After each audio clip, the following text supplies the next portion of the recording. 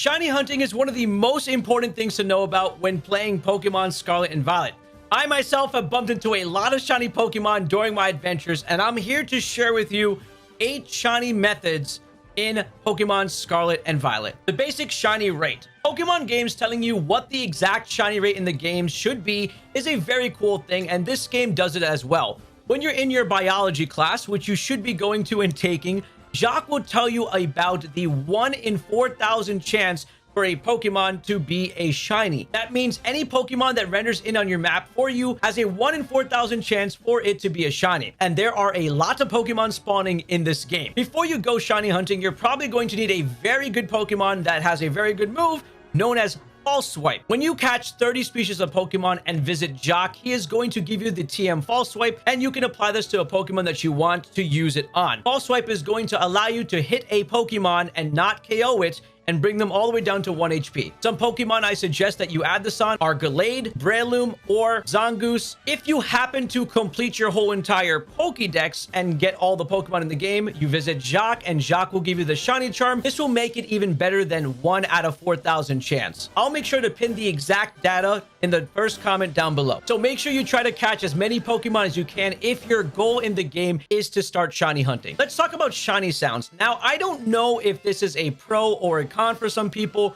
but Pokemon do not make shiny sounds when you see them in the overworld. A lot of people got used to how Pokemon Legends Arceus was, and the shinies were really in your face when they sparkled. In this game, you have to be able to identify a shiny Pokemon from the moment you see it. And the only way for you to tell if it's shiny is once you enter into battle with it or auto battle, but we'll get on to that. A big pro tip before you go out and shiny hunt is make sure to turn off autosave. Make sure you bring on the manual save, that you have to hard save it and the game doesn't just autosave, because when you bump into a shiny and that shiny is in front of you, just like Pokemon Legends Arceus, you can save in front of that shiny, and when you reboot your game, it is going to appear in that exact same spot. Remember, if that Pokemon moves out of your render distance, or if you get too far away from it, it will despawn completely. And if you did not save beforehand, there is no way to recover that Pokemon if it wasn't in your save screen in front of you. I was able to get a shiny Banette to show up in my game. I was really shocked by it. So I took my camera out to take some photos of it to try to maybe make a thumbnail on Banette. And then on the left of me, there were a bunch of Drifloon outbreaks happening, and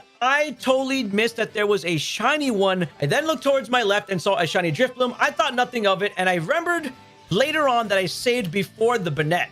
So as I was taking my pictures and looking around, I totally forgot to save again. And before I knew it, the Drifloon moved out of my viewer distance and it completely disappeared. And no matter how many times I restarted my game from that Banette, it never showed back up again. And I lost 2 for 1 shiny Pokemon that were ghost, and that really sucks. So I'm telling you this so you are always aware. Save as soon as you see shiny Pokemon. The good part is at least I have it documented for this shiny hunting video. Speaking of catching Pokemon, I need you to hit that subscribe button so Miraidon can go ahead and catch all these dragon Pokemon. Please subscribe. Let's talk about the first way to shiny hunt. I call this the travel method. All you simply have to do is just run across the map, journey as much as you want, enjoy the game, and as you're traveling, like I mentioned before, every Pokemon is a 1 out of 4,000 chance to be a shiny. And with that many Pokemon spawning and despawning, you're bound to bump into a shiny. This is in fact the way most players are gonna actually have a shiny Pokemon show up, and this will be the big ones that everyone are tweeting about. And if that happens, make sure to tweet at me and tell me your shiny Pokemon you get from just adventuring in the game. Something you are doing when you're exploring, you can render and unrender by walking away from the Pokemon and walking back, and you might get different spawns in that area. Another thing you can do is go ahead and auto battle them or completely battle those Pokemon. When you nuke those Pokemon off the map, new ones will spawn in and take its place. It could be a different species. It could be the same species. So these are just ways during your adventure that you can come across them. So this is the travel method. Moving on, we have mass outbreak shiny hunting. Mass outbreaks are back from Pokemon Legends Arceus, but they are a lot better in this game because there are over 50 to 100 of these Pokemon spawning all at once during these mass outbreaks. It almost feels impossible to clear these, but as you are clearing out these mass outbreaks, you'll start to get notifications that they're dwindling down. There's only a few left, and then it just disappears off your map. To identify a mass outbreak, you open up your map and you'll see a question mark glowing icon if you first start your game. That question mark is just referring to you not registering that Pokemon in your dex, and that red icon behind it is telling you this is a mass outbreak. There are a ton of Pokemon here right now. If it's registered in your dex, it'll simply just show up as that Pokemon. Once you are at these mass outbreaks, your best bet to defeat all of them is going to be doing auto battling. Auto battling is a very handy tool when it comes to this because it's a little more easier way to clear the mass outbreaks. This is in fact also the fastest way. The more Pokemon you clear, the more new ones spawn in. And again, that chance of the shiny showing up is very high, especially since mass outbreaks only focus on one Pokemon species. If you want to change the Pokemon that are spawning in your mass outbreaks, you can go ahead and do a date skip, save your game, close your game, move the date up, and then come back to your game, and the mass outbreak should change to different Pokemon. Let's talk about auto battling, because auto battling in itself is its own method of shiny hunting. Now, auto battle was a big thing that people were really scared of when it came to this game, because people thought once they sent out their Pokemon to battle, it will completely nuke a shiny Pokemon, just like it nukes every other Pokemon around it. But it does not. The game has programmed it so that if you send out a Pokemon in auto battle towards a shiny Pokemon, it will refuse to attack it because it knows it's valuable and doesn't want you feeling really sad about it. So I was able to test this on a bunch of Murkrow. Murkrow has showed up for me twice in this game already. I'm actually sick of that shiny Pokemon. But besides that, that was a great Pokemon to test it out on. And you can see in the footage that my Pokemon just wanted nothing to do with knocking it out. Anyway, by using this auto battling technique within my mass outbreak, I was able to get a shiny Ghastly, which is also not the greatest shiny Pokemon that would appear on the map, and not everyone would know if it was by itself, if it was shiny or not. So shout out to auto battling for helping me with that. By the way, if you see high level Pokemon like Chansey or Blissey in a mass outbreak, I suggest you don't auto battle and you just attack each one individually, because they give a lot of experience and you get more experience from actually battling the Pokemon. Raid dens are also another way of shiny hunting. This is a clip of a Pokemon showing up shiny in a raid den. This footage was sent over to me via Discord. So here's what we have with the shiny raid den. Hopefully you guys can find this when you're going out on your adventure.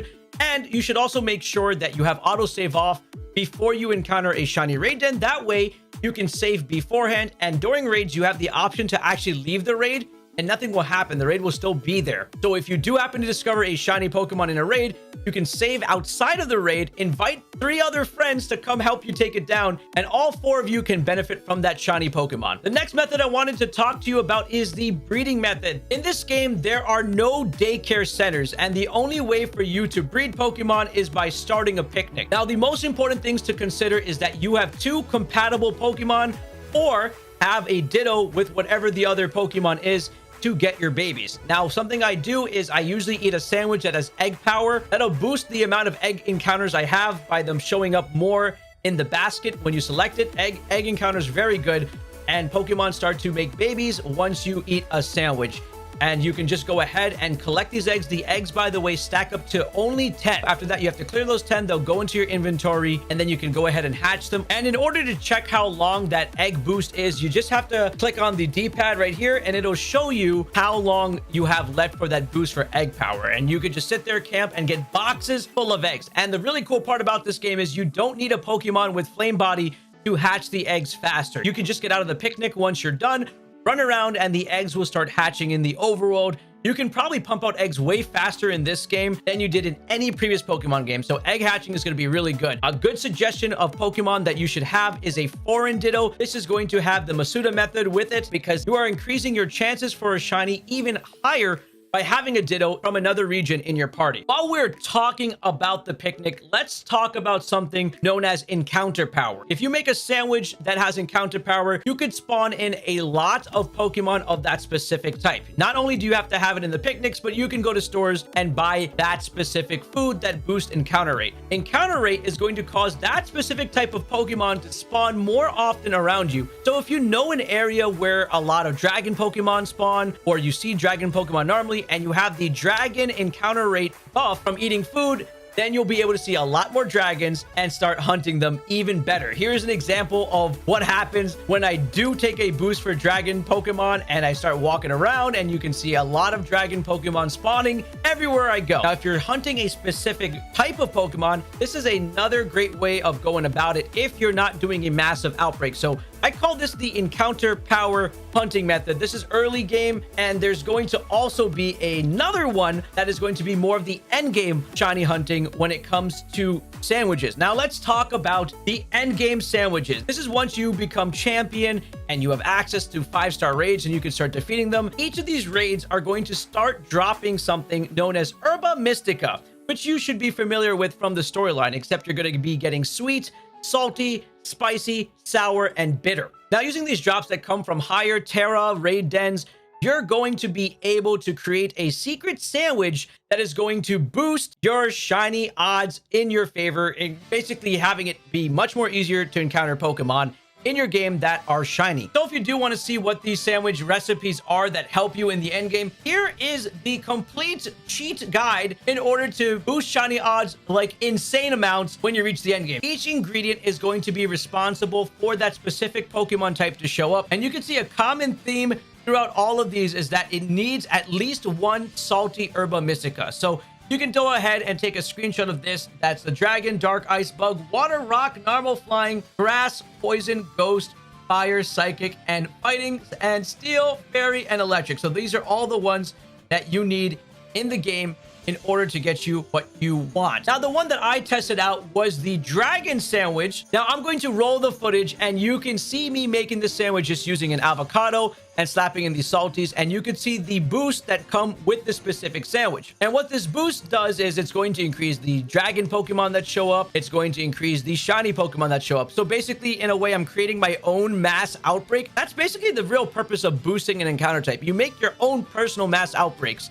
And what I wanted to hunt was a Cyclizer, and this specific spot on the map is where I got them to show up luckily. So I was just auto battling like I mentioned, which is a method we talked about, and auto battling nonstop with my Gallade, who's actually probably really good to auto battle with too, by the way. And Gallade just kept auto battling until we finally got a different one to spawn, and you can see that Cyclizer right there looks really good. And I wanted to try to take some pictures of it, but I wasn't able to. Finally, if you run up to that Pokemon and encounter it, you'll be able to see it in all its glory by the sparkling animation, which is right there. And I caught the Cyclizer. It is now mine. It is shiny. That is pretty much how you're going to end game shiny hunt with sandwiches. Now, there's one final method that we're going to be talking about, and that is the multiplayer shiny hunting method. In multiplayer, when you join someone else's world, you can actually steal the Pokemon that show up in their world. We have an example here where a new Pokemon was by the beach, and I decided to just roll up on it, interact with it, and go ahead and just catch it. Now, when you catch it, that means the other person cannot interact with it, and they can't do anything about it. And once it's yours, it's gone off the map. If you happen to run away from this Pokemon, that also disappears the Pokemon. It's kind of glitchy in multiplayer. So whatever Pokemon you run into, make sure you are